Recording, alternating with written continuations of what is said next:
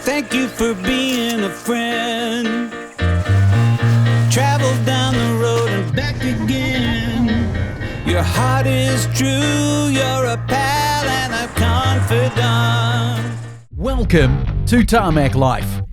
We're here for the fun toys, cars, SUVs, utes, flights, hotels, because the journey matters too, and even the odd motorbike when we feel like living dangerously. Epic drives and unforgettable experiences, all served up with plenty of banter and zero boring nonsense.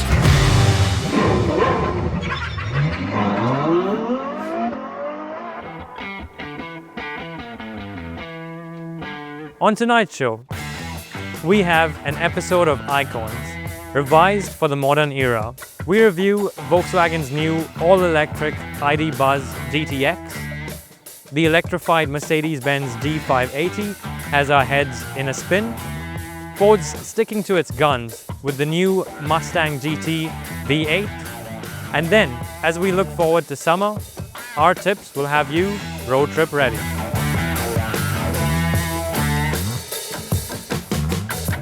Sure, and thanks for joining us.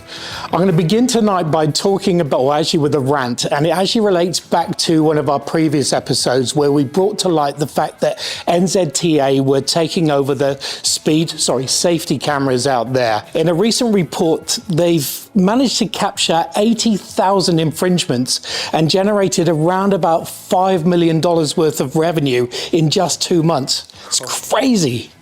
Well, those are really some jaw-dropping numbers, and I think while all three of us here are all for safety and speed monitoring on the road, I think the question here is it being done in the right places? Is it for safety, or is it actually just a revenue generator?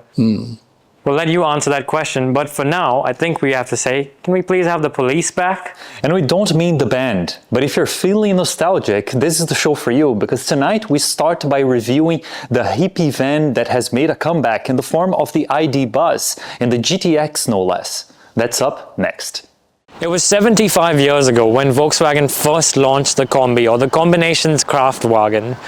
What it meant was one vehicle that could do both the people carrying as well as the cargo carrying. That Kombi went on to be known as the Bully, the Samba Bus, the Westphalia, the hippie van. There were so many different names it was called all over the globe. Today in 2025, we have its next generation evolution, if you like, which is this behind me, the Volkswagen ID.Buzz. What can we say about this particular model? So this is the ID.Buzz in its GTX form, which is the performance version. As you can see, this particular model comes in a two-tone form as well. It's a unique colorway with the GTX model. So you've got the cherry red and the mono silver as well. This is quite a large vehicle. So height-wise, it's somewhere about 1.89. Width is just over 2 meters, including the mirrors, and then you've got the length, which is just shy of 5 meters, so it is a significant vehicle from that perspective. And weight-wise, it's much the same story. It weighs about 3.4 tons in terms of its gross vehicle mass. What Volkswagen have done is make this a modern interpretation of the classic Kombi. So as you can see, lots of glass windows around, including this sort of little window which you can open up electronically from the inside there. It has a 91 kilowatt hour battery. Now 86 kilowatt hours of that is usable, and what that does is send its electricity to two motors, so one on each axle. It is a dual motor vehicle, and what that means is it also has Volkswagen's 4Motion all-wheel drive system. 250 kilowatts of power, 560 newton meters of torque. You get a sort of predicted range of about 396 kilometers, and the efficiency is about 23.72 kilowatt hours per 100 kilometers. So it doesn't really go that far, and it is not that efficient, but it is quick. And of course, the funkiness, as expected, translates into the interior of the ID.Buzz as well. Probably the first thing you will notice as soon as you jump in is how far forward the windscreen sits in comparison to what it used to be in the old Transporters. And of course, that translates into a lot of space. alongside the space and the performance of the GTX, there are also a few other things that are specific to this trim level. You can start with those art velour micro fleece seats that have this interesting mix between the two materials and of course offer plenty of comfort in terms of heating, 3 levels of memory, and also massaging, which is of course super welcome. Continuing with the things for the GTX, you also get a Harman Kardon sound system that really goes across the whole cabin by filling it with different speakers, and you get a heads-up display that is the one that is the farthest forward that I have ever seen.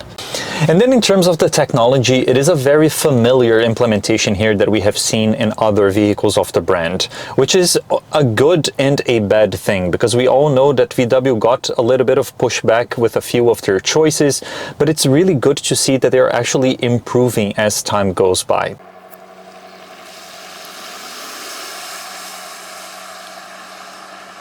Yeah, I think that if the main idea was to create something that was as versatile as what we used to have with the Combi back in the days, they really got that going for it, right? Because it must be said that not too long ago we had this in the cargo version, and which had a wall in here that separated the storage that was in the back, and that was already a very good workhorse. And then they can also make do with the same platform to provide such a compelling lifestyle vehicle as well, right? That is very good looking, that reflects back on all the fame and all the memories of the old one, while being a very good lifestyle vehicle at that. It's this ID.Buzz GTX is priced somewhere about the 150,000 mark, and that is a fair chunk of money to anybody, particularly when you're talking about a big lifestyle van that, you know, has a considerably sized battery underneath, 390-ish kilometers on a full charge and all of that. So it is, yes, in terms of styling and all of that, a nod to the older VW Combi, but that's probably where that ends, I think. And, you know, that's without touching on the fact that this is fully electric powered and, you know, so much larger and heavier than the Combi was and ever will be. Yeah, no question. I think that it is very much still Wagen, but not too much Volks, right? It is a little bit less of an affordable solution that really doubles down on the image that was created over all those years to then become now almost an aspirational kind of buying experience, right?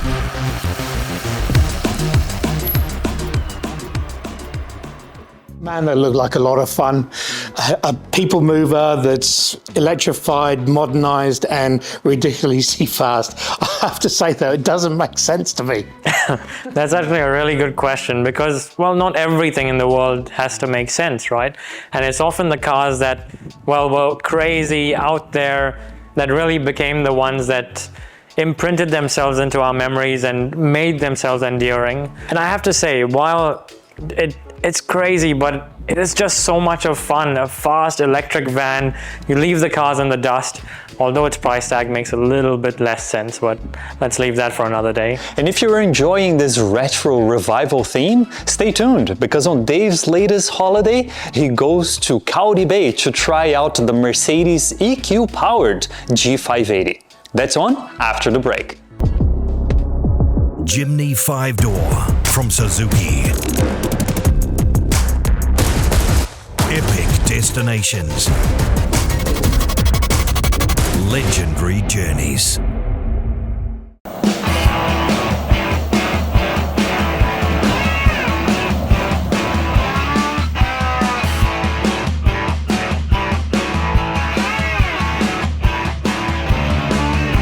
Today we've got something incredibly special. As you can see here, we are going off-road in the new G580. That's right, the G-Wagon's been electrified and it is going to be magnificent. It's got a huge amount of party tricks, and also it's incredibly capable, as we already know, but we're going to find out. It's in an amazing course out at Boomrock in Auckland. The one thing I do want to point out, though, before we go any further, is this. You still have to slam the door It's a thing of a G-Wagon that you must slam the doors, and you really do still have to. So for those that are wondering if it is still a G-Wagon, it really is. Anyway, come along with us and let's take it for a spin.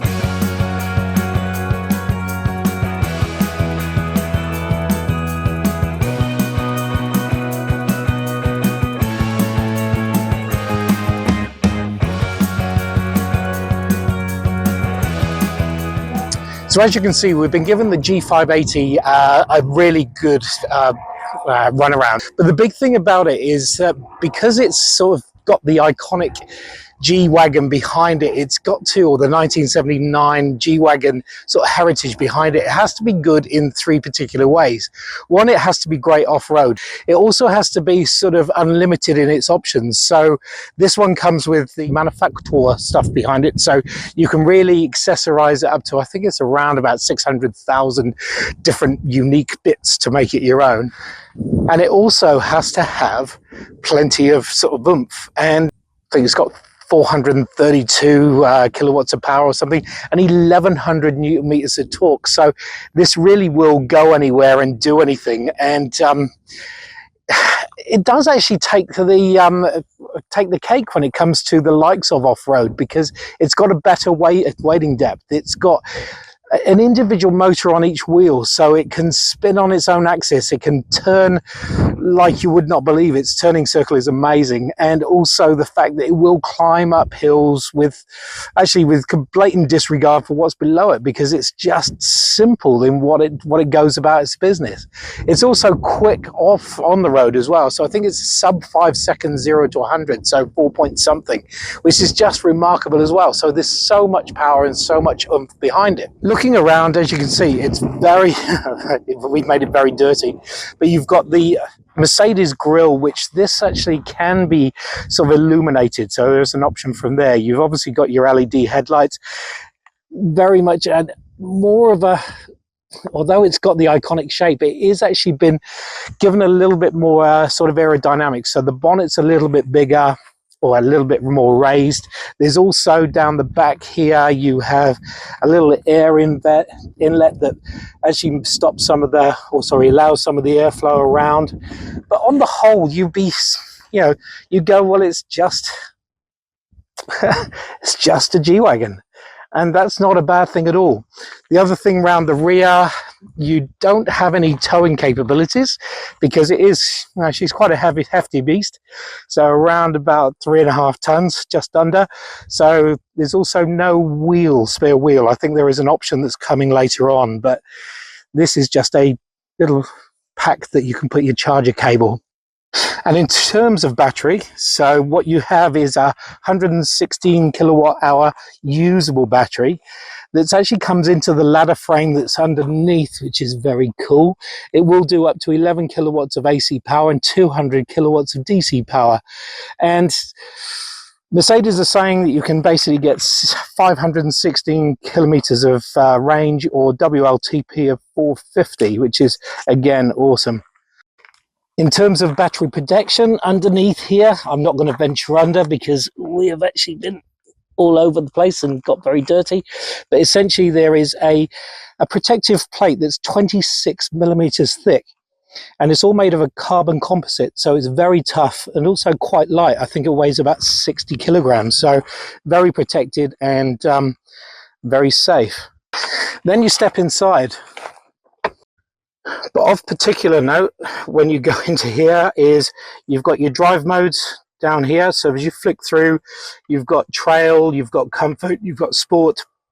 Sport mode, coincidentally, gives you a little bit of a V8 roar. It's not overly loud, but it's still pretty cool. And we've been spending a lot of time in rock and trail. So trail gives you plenty of off-road capabilities. Rock, we've been doing that alongside rock crawl, which gives us a low range from there, and that really does give you just the ability to go anywhere. The other thing are these two different sort of steering capabilities. You've got the steer here, you push that, and it's like using a handbrake. You can just get the rear end around virtually anything. And then the fun button, as I'd like to call it, this one gets all the wheels to go in whatever direction to get you spinning around. It's called a G-turn, and it's so much fun. See if I can show you that now. But as you can see, it's really capable off-road. We can go, we've been wading, we've been just going up and down hills that you probably wouldn't really want to do in anything other than this. But the big thing about it is just the comfort. It's so comfortable off-road. It's quite enjoyable. Okay, so it clearly looks like a G-Wagon, the shape, everything, that's all there, but part of the appeal for the G-Wagon, at least for me, has always been in that V8, right? The noise, the grunt, the rumble, all of that stuff. So how does this thing do well without all of that? Yeah, look, I think you're right. Its looks are G-Wagon. The missing component is the V8, I guess. They have added a soundtrack to it, and to be honest, they've compensated by really throwing a lot of technology at it. They've got power on each wheels. It does things like you would not believe. I mean, that tank turn is just phenomenal. Not necessarily something you use every day, but it's just amazing. And they really have stretched their legs in when it comes to technology. That's basically it. It really is a big showcase. And speaking about leg stretching, summer is just around the corner, and it's very likely you will take your car for 1 or 2 road trips. And if you are, you will find tonight's Tarmac Torque very helpful, because we are getting your car summer ready. And before you check in for that accommodation for your summer road trip, there are a few things that you should be checking before you even depart on your trip. And most of them are here. Summers in New Zealand can get quite hot, and with the bumper-to-bumper traffic that you are likely to encounter on the way out from the city, it takes a big toll on your car's engine. So to make sure that you can actually keep going, make sure that your oil is new enough into the right specification, and also that your coolant is where it needs to be. You should also pay close attention to the terminals in your battery to make sure that they are not oxidized or anything like that. And also, while you're there, just take a look to see if you can see any leaks for that oil in the coolant as well. And then on the matter of leaks, here in New Zealand we get these big downpours in summer. Then of course it will mean that you need good wiper blades to cope with all of that. But then when it's not raining, the bug population just grows exponentially, meaning that it would be a good idea to put some additive to the windscreen fluid and top it up to make sure that windscreen, headlights, and even your sensor for your ADAS, where available, are all cleared up. Next up, let's talk air. And by that, I mean the air filter for your engine, the air filter for the cabin for your passengers, and also your air conditioning to make sure that no one is overheating. But there's also one extra bit where air is important, and that is tires. The higher temperatures and having more people and luggage on the car means that it is probably a very good time for you to revisit your tire pressures. And most often than not, you can find a helpful guide for this here on the B pillar for your car. So make sure that you have those all set and ready for all of your 4 tires. And while you're at it, make sure that your treads are all up to spec on all of your 4 tires. Or should I say 5? Because you also need to make sure that your spare tire or a tire inflation system, where available, are ship shape. These usually get forgotten and neglected, and the last thing that you want is to end up needing one and have it look like this. With these tips, you should have a worry-free summer road trip, to the point that you will not need these. Or, of course, this as well. So then the only thing for you to actually pay attention is the playlist. So there really is a difference between driving your car to work every day and also then being prepared to go on a big long road trip. And I think being prepared is the optimum word, because you really don't want to be sat by the roadside with the family on tow. Oh, just think of that. It's just horrible. Now, quickly moving on from roadside to trackside, well, what Ford have done is rebrand their performance division into Ford Racing, and as part of that, what they're going to do is go all out across all sectors of motorsport, everything from Formula One to touring car, and they're going to take all of that and push it into their road cars. And we can't wait to see what that will bring. And one of the cars that's really going to benefit from this new division is the Mustang GT, of course. And these two guys took the current generation V8 for a drive. After the break. It starts like any drive. Familiar road, familiar view. In a land that defies ordinary, so does the drive.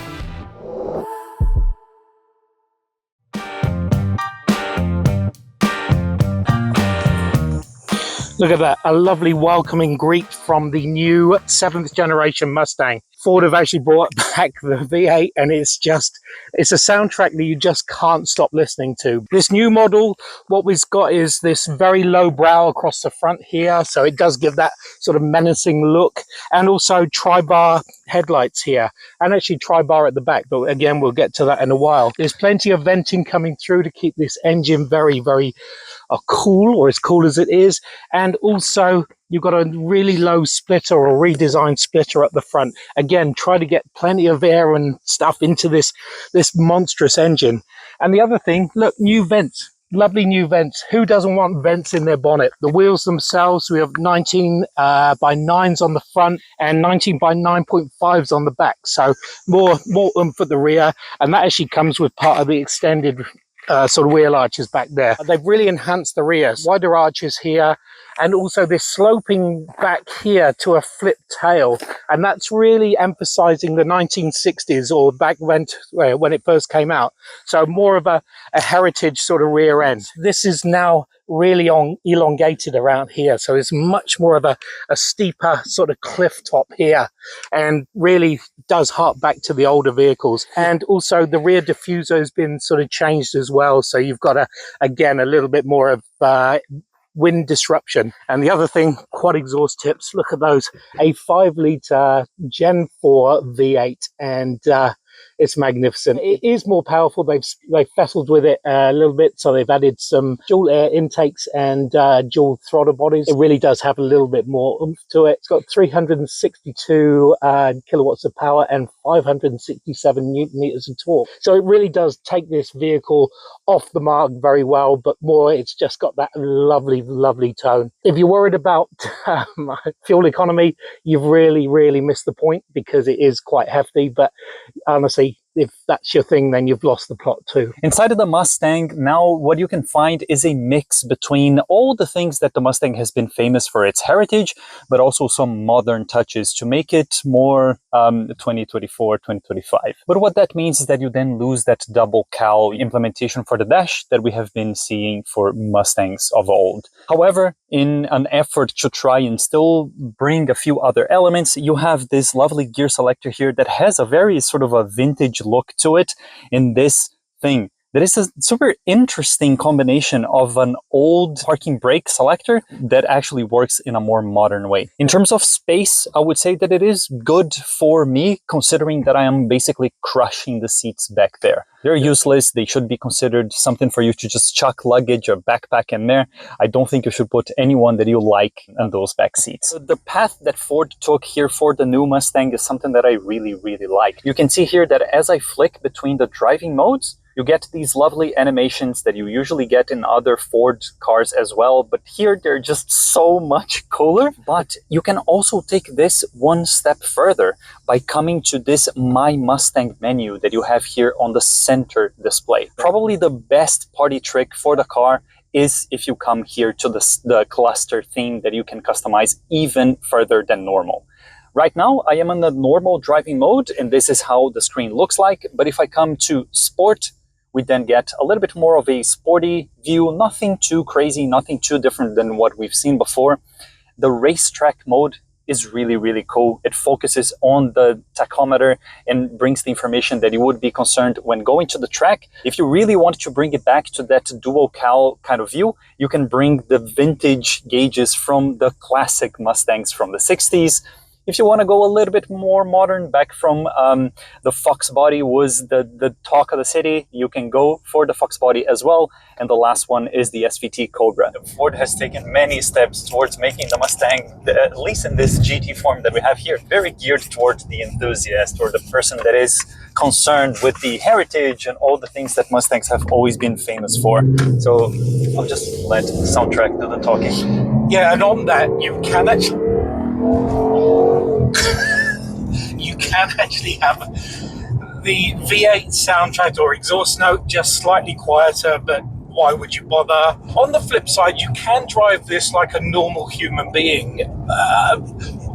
And actually, for that point of view, Ford have actually really increased the ADAS systems. So you've now got the likes of traffic sign recognition, the adaptive cruise control is more enhanced, the lane keep assist. I would say that the lane keep assist is actually probably a little bit too much. It does really correct you a lot, but I guess for standards of making sure that people are safe, it's a good thing. Yeah, I absolutely agree. I think that even though they are still sticking to this sort of an old school formula of the naturally aspirated V8, they really have brought the Mustang to the new age with all the technology here at the front and everything that is happening behind the curtains. The experience itself is not too disconnected from the Mustangs of old. You still have this sort of very brutish way of interacting with the car, which you feel through the steering, through the brakes. Everything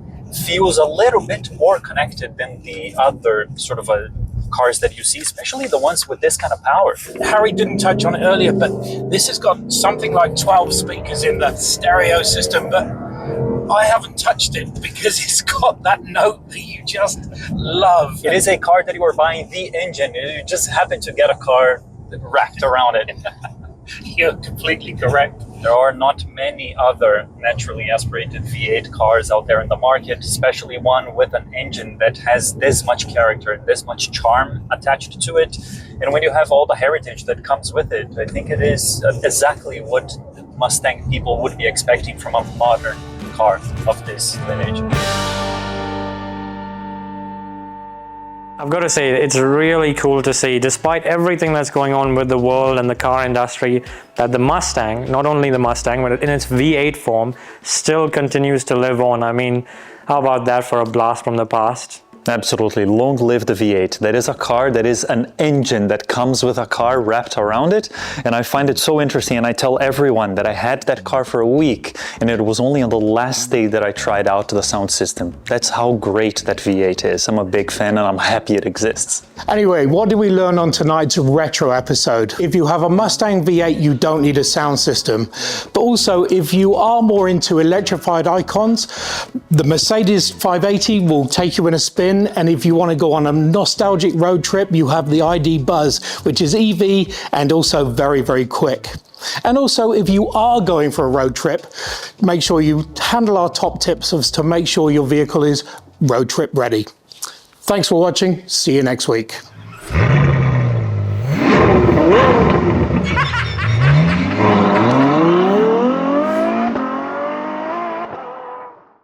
Will be blah blah blah blah blah blah blah blah blah blah blah blah. It's just for a laugh, essentially, but it's a fast one. And that doesn't really make any sense. Yeah. A fast laugh. That's it. You have to really slam it to get it done. So it has all the...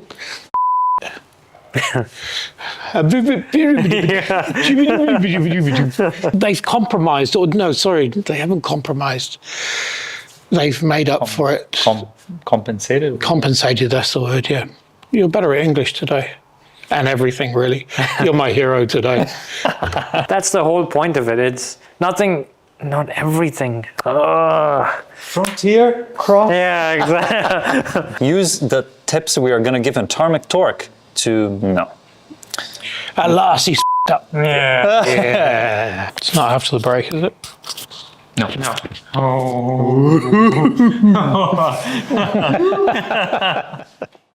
Choose what brings you joy. Choose adventure. Choose something extra. Choose to live large, even when driving small. Choose to roar. Choose to lead the charge by going electric, or the best of both worlds with a plug-in hybrid. Choose to connect while disconnecting with the world around you. Life's a joy when you live it on your own terms. What will you choose? The BMW X Range.